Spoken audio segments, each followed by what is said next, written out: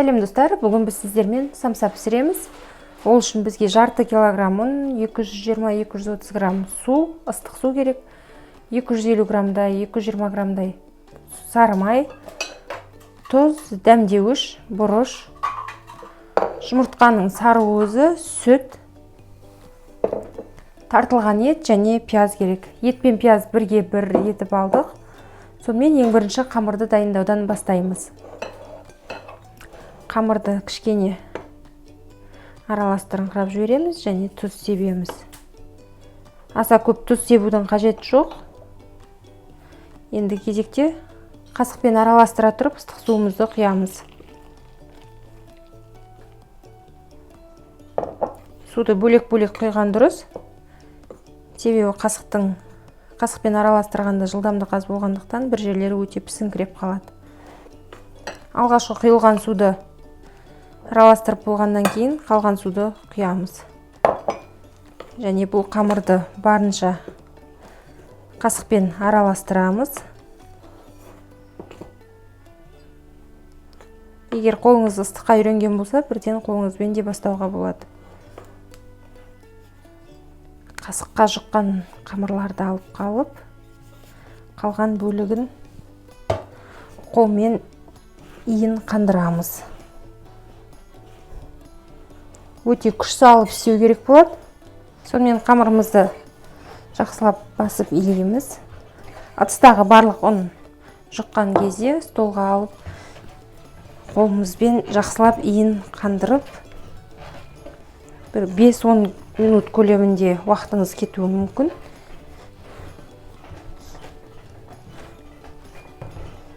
Иін қандырып, полиэтиленді қалтаға салып қоямыз. Егер иін қандыруға уақытыңыз болмайтындай болса, ұзақ уақыт полиэтиленді пакетке қалдыратын болсаңыз, қамыр өздігінен қалыпқа келіп тұрады. Сондықтан осылай кем дегенде 15-20 минутқа, ұзақ болған уақытта күні бойы қалдырсаңыз болады. 15 минут өтті, біз қамырымызды қараймыз. Сыртынан да басып қойсаңыздар болады. Және бұны бірден екі бөлікке бөліп, осылай ыңғайлырақ. Бір бөлігін қайта саламыз. Және бір бөлігін иін қандырып, қолымызбен домалақтаймыз. Яғни күлшелейміз.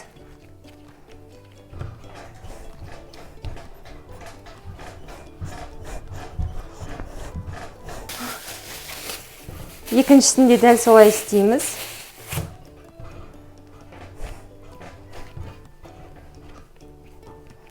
Және тағы 10-15 минутқа бөлме температурасында қалдырамыз.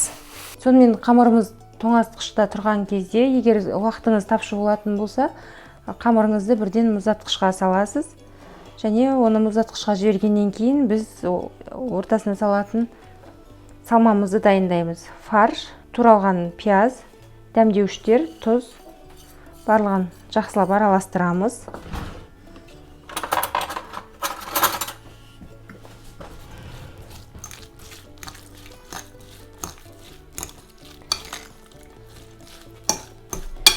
Осымен салмамыз дайын. Иі қанып әбден қалпына келген қамырды жаямыз. Оны сеуіп, өте жұқа етіп жаятын боламыз. Бастапқы кезінде аса ұн себудің қажеті жоқ, себебі қамыр өздігінен оқтауға жабыспайды. Мүмкін болса 4 бұрыштырек етіп жайған дұрыс. Себебі жасайтын қамырыңыздың барлық шеті бірдей болады. Сонымен екі қамырымызды жайып алдық. Мүмкіндігінше өте жұқа жайған жөн. Егер екеуінің қалыңдығы екі түрлі болып қалатындай болса, ең жұқасын орта жағына саламыз. Ерітілген сары май немесе күйдірілген сары май деп айтамыз. Түгелдей бетіне жағып шығамыз. Және дөңгелектеп ораймыз.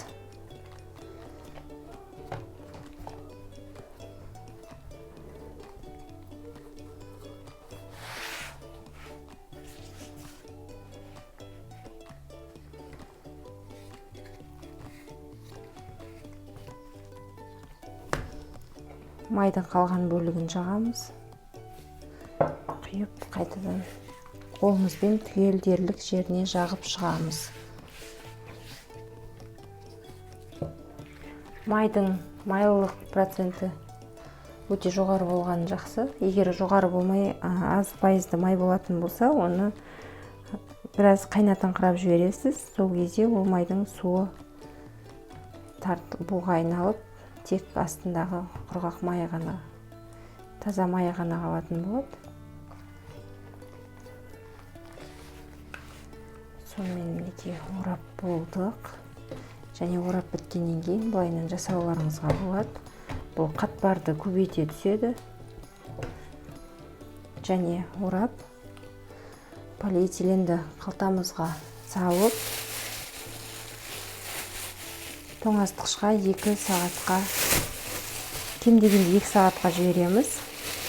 Сонымен қамырымызды тоңазытқыштан алып шықтық және қажетті бөлігін кесіп алып, қалған бөлігін салқын күйінде ұстап тұрамыз.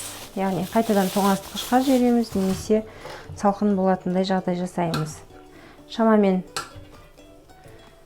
бірдей етіп бөліктерге бөлеміз.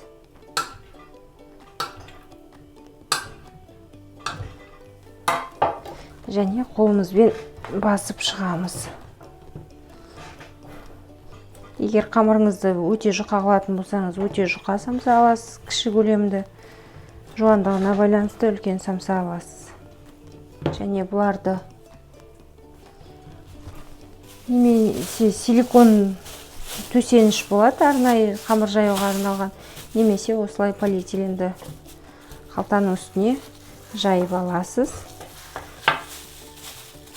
Жиектеріне қарай шығара отырып, барлығын жаямыз. Қамырымызды. Және бұның ортасына дайындаған салмамызды салып, қалаған формамызға қалыпқа келтіріп түйеміз, бүгеміз немесе. Қалғанның барлығын осылай бүгіп шығамыз. Сонымен самсаларымыздың барлығын бүктік, бірнеше түрлі етіп, және сары уызбен сүтті араластырамыз. Сұйықтау болсын десеңіз, су араластыруыңызға болады, салқын су. Және осы сары уызды самсаларымыздың бетіне жақсылап жағып шығамыз. Сонымен сары уызымызды жақтық және қызып тұрған пешке жібереміз. Әр пештің жағдайына байланысты 20-25 минуттан жоғарғы уақытта пісуі мүмкін. Осылай видеоблог бастап түсірсеңіздер болады. Оңай нәрсе емес. Видеоблог бастасаңыздар болады. Осылай видео түсіреміз. Сағат неше болды? Қазір кішкене беті қызарыңқыраған кезде тақырдатуға болады.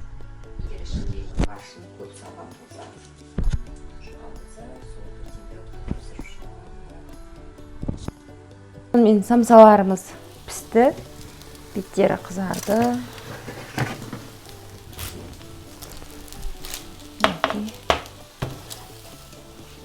Және біреуін алып көреміз. Кішкене суын құрасын. Сонымен біреуін салып аламыз. Самсамыз дайын. Қаншалықты қытырлақ, қаншалықты қатпарлы екенін көруге болады. Және қазір біз жеп көреміз. Өте ыстық.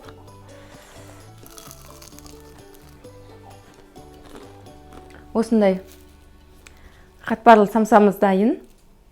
Астарыңыз дәмді болсын.